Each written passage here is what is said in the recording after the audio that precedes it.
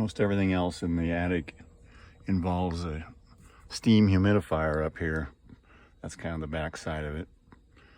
And because our water has so many minerals in it, I have hooked up an RO system up here to feed the steam humidifier. So it's a bit of a nightmare, but it does work. I am currently not using it, and unless I lived here all winter, I probably won't use it again. It's easier just to deal with a humidifier in the master bedroom there that you can fill up every day. But if you did want to use the system, I'll point out the elements of it. It is perfectly functional, but I've always been paranoid about a leak up here. The system has a lot of leak control built into it. So this bottom pan here, as you can see, is actually developed. So if there's any condensation from the air conditioning system, it would drain properly. I've also set up a device there that if it detects water, it cuts off the storage tank. So the 10 or 15 gallons in the storage tank wouldn't pour into the house. There is another detector there that just does nothing but creates an alarm.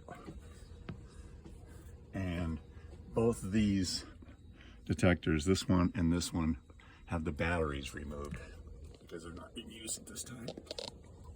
So if you were to start the system up, you should replace it. That's the detector for the RO tank. That's a normal house detector that is hooked into the whole house water detection system with an extension. This is the steam humidifier. I leave the cover off, which is right there. The cover's sitting right there.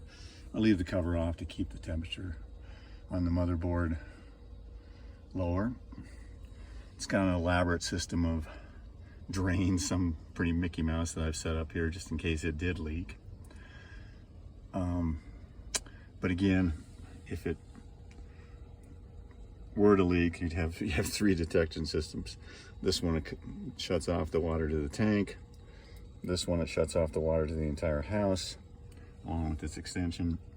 And then the one back here, as I said, it just screams like the dickens to warn you.